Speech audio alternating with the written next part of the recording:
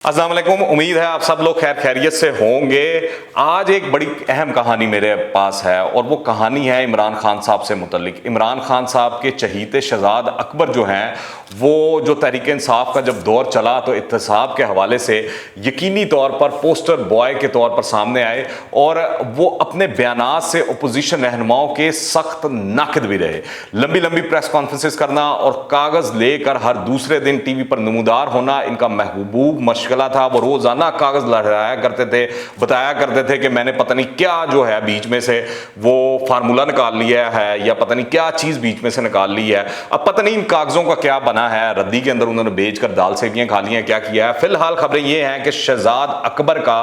बहुत कुछ बन चुका है। यहां तक कि जहां जहां ब्रॉडशीट मलक रियाज और सोफिया मिर्जा का नाम आता है, शहजाद अकबर का नाम आना जो है वो लाजम और मलजूम हो चुका है। शहजाद अकबर का आखिरी बयान यह था कि साल 2020 में शहबाज शरीफ को सजा सुनाए जाने का साल है। ताहम शहबाज शरीफ साहब को सजा तो नहीं सुनाई गई, उनको क्लीन चिटें मिलती नहीं, वो मुल्क के वजीर आजम बन गए,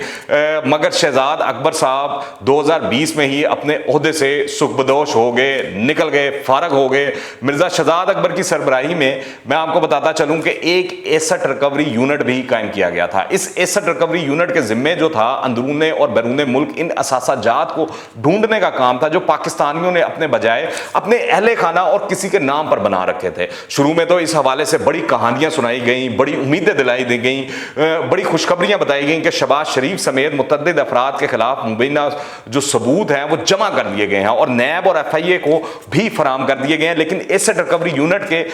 किसी भी शख्स के खिलाफ कुछ भी साबित करने में नाकाम रहा।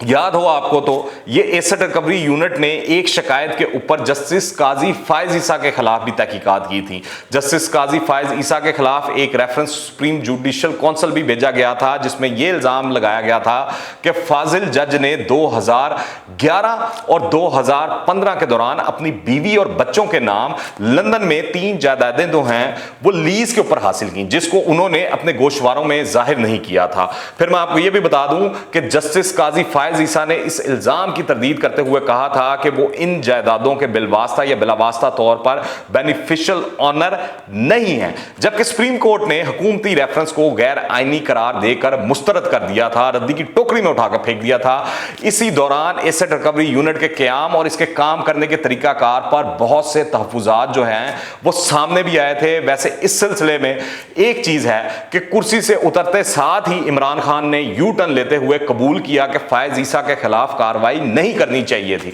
इस तरह उन्होंने और भी बहुत सी चीजों पे किया है, पर एसेट रिकवरी यूनिट की कारकर्दगी इस वक्त भी सवालिया निशान बन गई जब बरतानवी क्राइम एजेंसी और पाकिस्तान के प्रॉपर्टी टाइकून मलक रियाज के दरमियान जो सेटलमेंट हुई थी उसके हल के नतीजे में बरतानिया ने हासिल होने वाली जो रकम थी 19 करोड़ पाउंड, वो जो रकम थी वो पाकिस्तान मुंतकिल करना थी। इसकी तस्दीक खुद शहजाद अकबर ने भी की थी, लेकिन चंद रोज बाद ही यह खबर सामने आ गई कि वो रकम सुप्रीम कोर्ट में मलक रियाज पर आयद जुर्माने की मद में हुकूमत की जानिब से अदा कर दी गई है, जिस पर कहा गया कि हुकूमत ने सरकार के वसाइल खर्च करके हासिल की गई रकम से मलक रियाज को फायदा पहुंचाया है। इस सिलसिले में 3 हफ्ते पहले राना सनाउल्लाह ने इत्तेहादियों के साथ मिलकर एक प्रेस कॉन्फ्रेंस भी की जिसमें इल्जाम लगाया गया कि इमरान खान ने एक लिफाफा लहराया और कहा कि इसकी मंजूरी दे दें। काबीना अरकान ने कहा बता तो दें इस लिफाफे के अंदर है क्या। काबीना को यह बताया गया कि ये छोड़ें कि इसके अंदर क्या है, बस मंजूरी दे दें आप। वजीर दाखिला जो राना सनाउल्लाह हैं उनका कहना है कि शहजाद अकबर ने अपना हिस्सा तय करके 2 नंबरी का एक तरीका कार बनाया। मुबैना तौर पर उन्होंने अपना हिस्सा 5 अरब रुपए तय किया। राना सनाउल्लाह ने कहा कि इन दस्तावेजात को पब्लिक कर रहे हैं, जो उन्होंने हासिल किया वो 5 अरब रुपया बनता है, जबकि इस मामले की तहकीकात के लिए झेली कमेटी जो है वो भी एक बना दी गई है। फिर शहजाद अकबर की और वारदातों की बात की जाए तो उन्होंने अपने दौर में जिस शख्सियत को सबसे ज्यादा निशाने में रखा वो अपोजिशन लीडर उस वक्त के शहबाज शरीफ साहब थे और मौजूदा वजीर आजम है, जिनके बारे में वो कमोबेश हर दूसरे हफ्ते प्रेस कॉन्फ्रेंस किया करते थे और इतनी लंबी प्रेस कॉन्फ्रेंस होती थी कि लोग सो जाते थे, पर क्योंकि टीवी चैनल्स के ऊपर लाजिम और मलजूम था कि वो प्रेस कॉन्फ्रेंस लाजमी दिखानी है, اور اس پریس کانفرنس کے اندر انہوں نے شہباز شریف سے 18 سوالات کے جواب مانگے اور تقریباً ہر دوسری پریس کانفرنس کے اندر وہ ان سوالات کا ذکر کرتے تھے، مگر برطانوی عدالت کے اندر نیشنل کرائم ایجنسی کی جانب سے شہباز شریف کے منجمد احساس سے بحال کرنے کا فیصلہ سامنے آیا تو شہزاد اکبر کو منہ چھپانے کی جگہ نہیں ملی اور وہ اس فیصلے پر وضاحتیں ہی دیتے رہے، مگر کسی نے ان کی نہ ایک سنی نہ ہی مانی۔ اسی طرح براڈ شیٹ کیس کے معاملے پر بھی شہزاد اکبر کو کافی تنقید کا نشانہ بنایا گیا، تاہم انہوں نے کئی مرتبہ واضح کیا کہ موجودہ حکومت کا براڈ شیٹ کے ساتھ ورکنگ ریلیشن شپ نہیں ہے۔ براڈ شیٹ پرویز مشرف دور کا معاملہ تھا۔ آخری بار بطور مشیر احتساب شہزاد اکبر نے قومی اسمبلی کو بتایا تھا کہ ایسٹ ریکوری یونٹ پر 4 کروڑ 70 لاکھ ڈالر خرچ ہوئے، 339 ارب 30 کروڑ کی ریکوری کی گئی اور 318 ارب کے بیرون ملک اثاثوں کا سراغ لگایا گیا، مگر ان کے مخالفین کو اس کے ماننے سے انکاری ہیں کیونکہ یہ ایک فگر اس طرح کا ہے جو کہ ثابت ہی نہیں کیا جا سکا، ثابت ہی نہیں ہوا۔ بلکہ اس سلسلے میں رانا ثناء اللہ کا کہنا ہے کہ شہزاد اکبر حکومت اور سابق وزیر اعظم عمران خان کے لیے ایک بروکر کا کام کرتے تھے، اور کسی حد تک یہ بات سمجھ بھی آتی ہے کیونکہ کسی مجرم کو سزا ملی نہ کوئی ایسی بڑی ریکوری ہوئی جسے مستند شدہ ریکارڈ پر لایا جا سکے، الٹا احتساب کے نام پر اربوں روپے کورٹ کچہری پسندیدہ وکلا کو نوازنے کے نام کے اوپر لٹا دیے گئے، خوب یاشیاں کروائی گئیں، خوب پیسہ قوم کا جو ہے ٹیکس کا پیسہ وہ برباد کیا گیا۔ پھر شہزاد اکبر سابق چیئرمین نیب سے لے کر چپڑاسی تک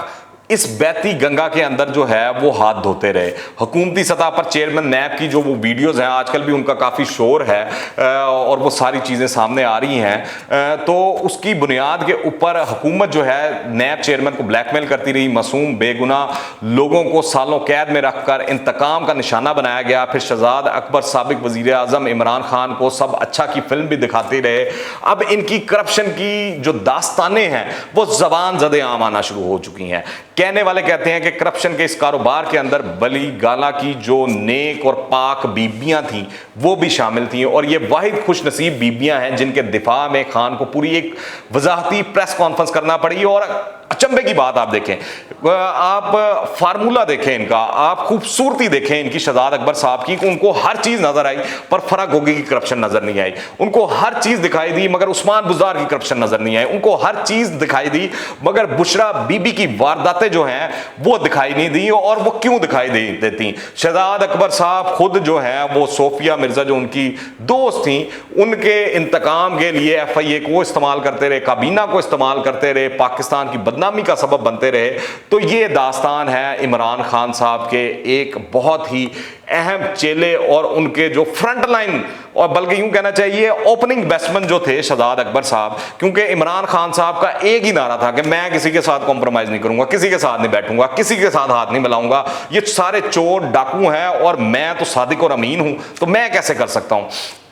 تو